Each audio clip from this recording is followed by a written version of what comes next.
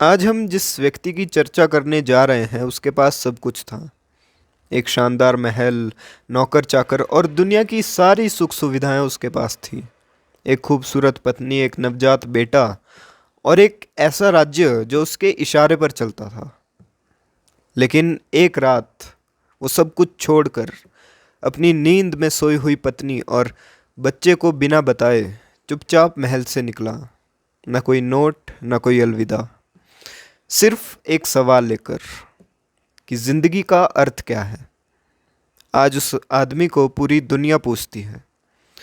उसकी मूर्तियां हर घर में हैं, उसकी फोटो हर स्पा और मेडिटेशन सेंटर में लगी मिलती है। लेकिन बहुत ही कम लोग जानते हैं उनका असली नाम। उन्होंने क्या खोजा, उनकी सोच आज के इस ज़माने, भाग दौड़ भरे ज़माने में हमारी ज़िंदगी को कैसे बदल सकती है। अगर आप सोच पा रहे हैं कि मैं किसकी बात कर रहा हूँ तो थोड़ा रुकिए, इस वीडियो को एंड तक देखिए और इस चैनल को सब्सक्राइब कर लीजिए ऐसी और भी फ़िलॉसफ़ी रिलेटेड वीडियोस के लिए। क्योंकि जो कहानी मैं आज आपको बताने वाला हूँ उसमें इतने ट्विस्ट्स हैं कि आप हैरान रह जाएंगे।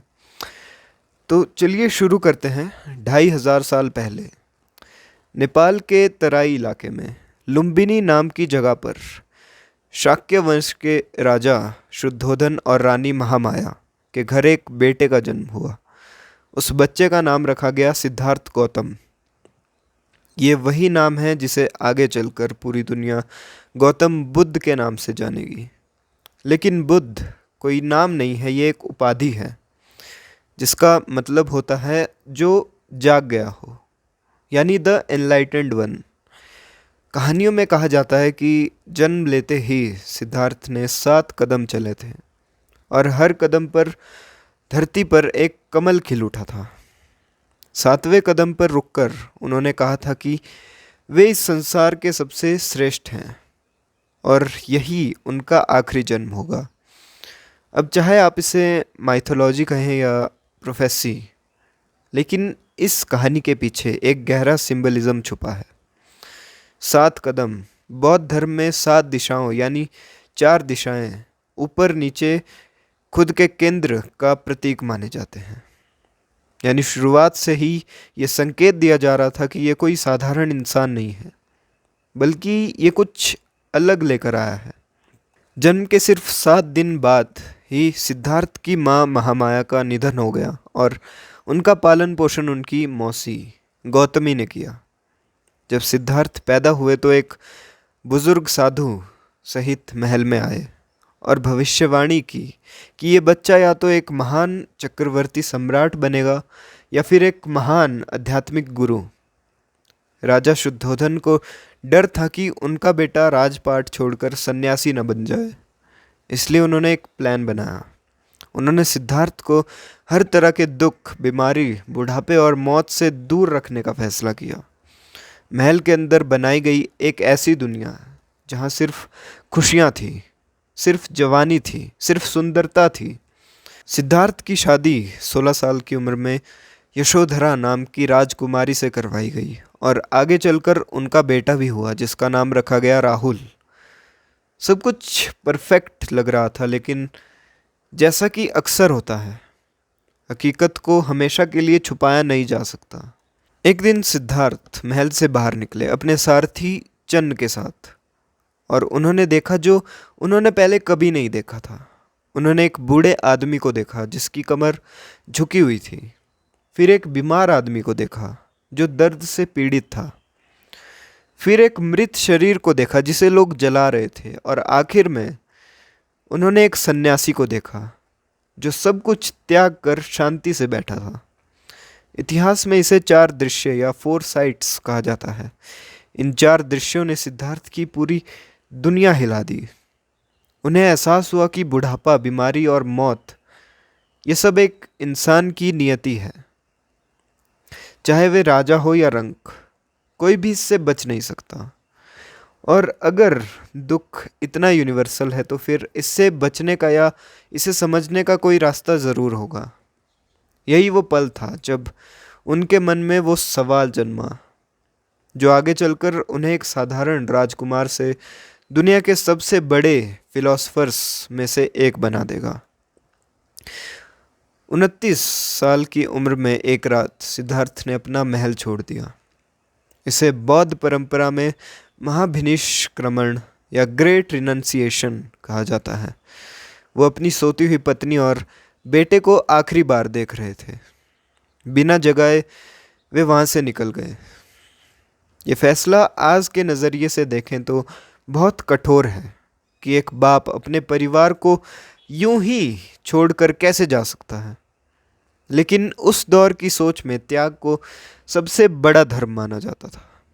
और सिद्धार्थ के लिए ये सिर्फ अपने परिवार का त्याग नहीं था, बल्कि पूरी दुनिया के दुख को समझने और उसका समाधान खोजने का एक डेस्परेट कोशिश थी। महल से निकलकर उन्होंने अपने राजसी कपड़े और गहने उतार दिए, बाल कटवा लिया और एक साधारण सन्यासी का जीवन अपना लिया। अगले 6 साल सिद्धार्थ ने कठोर तपस्या में बिताए। उन्होंने उस समय के सबसे बड़े गुरुओं से मेडिटेशन सीखी, लेकिन उन्हें संतुष्टि नहीं मिली। फिर उन्होंने एक्सट्रीम तपस्या का रास्ता चुना। इतना कि कहा जाता है वो दिन में सिर्फ एक तिल या एक चावल का दाना खाते थे। उनका शरीर इतना कमज़ोर हो गया था कि हड्डियां साफ दिखने लगी थी। एक दिन नदी किनारे बेहोश होकर वे गिर पड़े। तभी सुजाता नाम की एक गांव की लड़की ने उन्हें खीर खिलाकर होश में लाया। इस घटना ने सिद्धार्थ की सोच पूरी तरह से बदल दी। उन्हें एहसास हुआ कि न तो राजमहल का अत्यधिक भोग सही रास्ता है, न ही शरीर को इतना कष्ट देना सही रास्ता है। सच्चाई इन दोनों के बीच में कहीं थी। इसी सोच से जन्म हुआ बौद्ध धर्म के सबसे महत्वपूर्ण सिद्धांतों में से एक का, जिसे कहते हैं मध्यम मार्ग या द मिडल वे। न पूरी तरह भोग, न पूरी तरह त्याग, बल्कि एक संतुलित जीवन, एक बैलेंस्ड जीवन। इसके बाद सिद्धार्थ बोध गया पहुंचे और एक पीपल के पेड़ के नीचे बैठ गए, ये संकल्प लेकर कि जब तक उन्हें सच्चाई का ज्ञान नहीं मिलेगा वो वहाँ से नहीं उठेंगे। उस रात उनके मन में हर तरह की माया आई, डर आया, लालच आया। इसे बौद्ध कथाओं में मार नाम के राक्षस के हमले के रूप में दिखाया गया है, जो असल में इंसान के अपने अंदर के डर और टेम्पटेशंस का ही प्रतीक है। लेकिन सिद्धार्थ अडिग रहे और उस रात, या यूँ कहें कि सुबह होने से पहले, जब आकाश में तारे चमक रहे थे, उन्हें एक गहरा रियलाइजेशन हुआ। उन्हें समझ आया कि दुख क्यों होता है, दुख कैसे ख़त्म हो सकता है और असली शांति यानी निर्वाण तक कैसे पहुंचा जा सकता है। इसी पल से सिद्धार्थ गौतम बुद्ध यानी द अवेकन्ड वन बन गए। तब उनकी उम्र थी 35 साल। अब बात करते हैं उनकी असली फ़िलॉसफ़ी की, जो आज भी उतनी ही रेलिवेंट है जितनी 2500 साल पहले थी। बुद्ध ने सबसे पहले ये सिखाया, उसे कहते हैं 4 आर्य सत्य या 4 नोबल ट्रुथ्स। पहला सत्य यह है कि जीवन में दुख है, यानी जन्म में दुख, बुढ़ापे में दुख, बीमारी में दुख और मौत में भी दुख। और जो चीज़ें हमें पसंद नहीं, वो झेलनी पड़ती। अब बात करते हैं उनकी असली फ़िलॉसफ़ी की, जो आज भी उतनी ही रेलेवेंट है जितनी 2500 साल पहले थी। बुद्ध ने सबसे पहले जो सिखाया उसे कहते हैं 4 आर्य सत्य या 4 नोबल ट्रुथ्स। पहला सत्य यह है कि जीवन में दुख है, यानी दुख जन्म में दुख है, बुढ़ापे में दुख है, बीमारी में दुख है और मौत में भी दुख है। और जो चीज़ें हमें पसंद नहीं वो भी हमें झेलनी पड़ती है, और जो चीज़ें हमें पसंद है वो हमसे छिन भी जाती है। दूसरा सत्य यह है कि इस दुख का एक कारण है, और वो कारण है तृष्णा यानी डिज़ायर, चाहत या लालसा जिसे कहते हैं। हम चीज़ों से, लोगों से, परिस्थितियों से चिपके रहते हैं, और जब वो चीज़ें बदल जाती हैं तो हमें तकलीफ़ होती है। तीसरा सत्य यह है कि इस दुख को ख़त्म किया जा सकता है अगर हम इस तृष्णा को छोड़ दें, और चौथा सत्य है कि तृष्णा को छोड़ने का एक रास्ता है जिसे कहते हैं अष्टांगिक मार्ग या एट फोल्ड पाथ।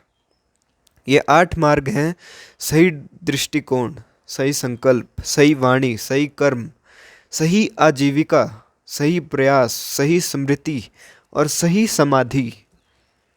इसे आसान भाषा में समझे तो बुद्ध कह रहे थे कि आप कैसे सोचते हैं, कैसे बोलते हैं, कैसा काम करते हैं, कैसे कमाते हैं और अपने माइंड को कैसे ट्रेन करते हैं, ये सब मिलकर तय करते हैं कि आप दुख में जिएंगे या शांति में।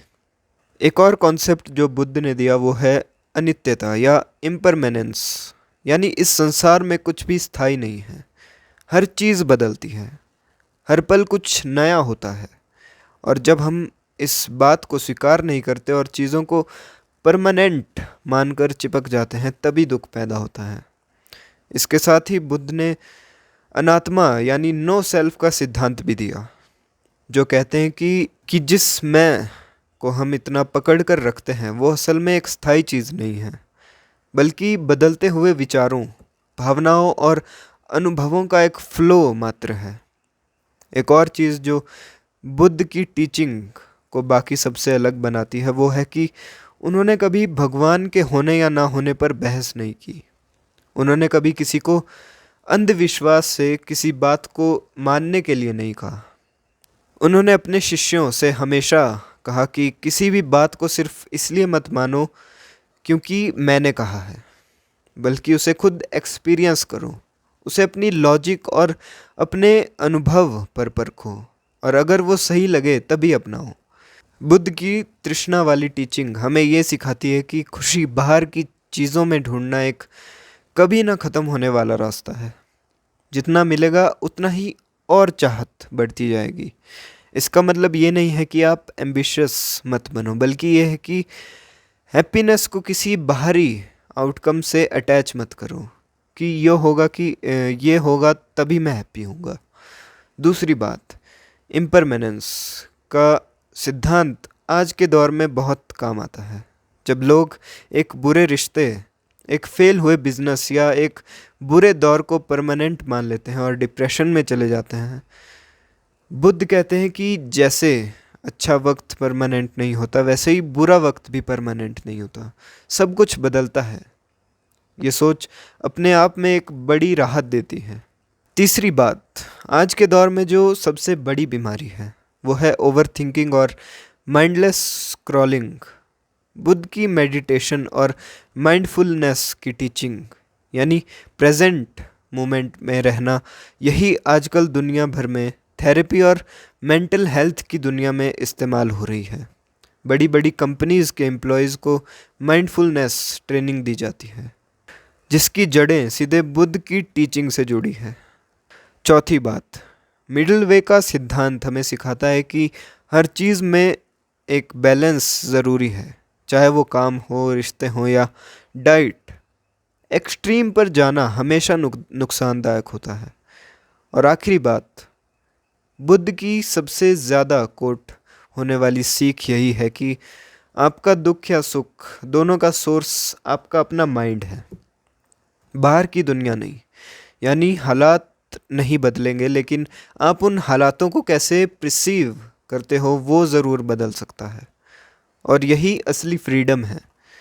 बुद्ध ने अपने ज्ञान को प्राप्त करने के बाद 45 साल तक भारत के अलग अलग हिस्सों में घूम घूम कर लोगों को उपदेश दिया, बिना किसी जाति, धर्म या पद के भेदभाव के। ये अपने आप में एक क्रांतिकारी कदम था, क्योंकि उस समय के समाज में जाति व्यवस्था बहुत कठोर थी। लेकिन बुद्ध ने अपने संग में हर किसी को बराबर जगह दी, चाहे वो राजा हो या सफाई करने वाला कर्मचारी। 80 साल की उम्र में कुशीनगर नाम की जगह पर बुद्ध ने अपना शरीर त्याग दिया, जिसे महापरिनिर्वाण कहा जाता है। जाते जाते उन्होंने अपने शिष्यों से एक आखिरी बात कही कि खुद अपने दीपक बनो, यानी be a lamp unto yourself. किसी और पर निर्भर मत रहो, अपनी सच्चाई को खुद खोजो। तो ये थी गौतम बुद्ध की कहानी। एक राजकुमार से एक ऐसे इंसान बनने तक की जर्नी जिसने पूरी दुनिया की सोच बदल दी। अगर आपको ये वीडियो पसंद आया तो इससे पहले हमने चारवाक की फ़िलॉसफ़ी पर एक वीडियो बनाया था, जो पूरी तरह भौतिकवाद और लॉजिक पर आधारित थी। बिल्कुल बुद्ध के उलट सोच। और उससे पहले अष्टावक्र की फ़िलॉसफ़ी पर भी हम वीडियो बना चुके हैं, जो आपको यहाँ और यहाँ दिख रही होगी। और इस चैनल को सब्सक्राइब कर लें। मिलते हैं फिर किसी वीडियो में।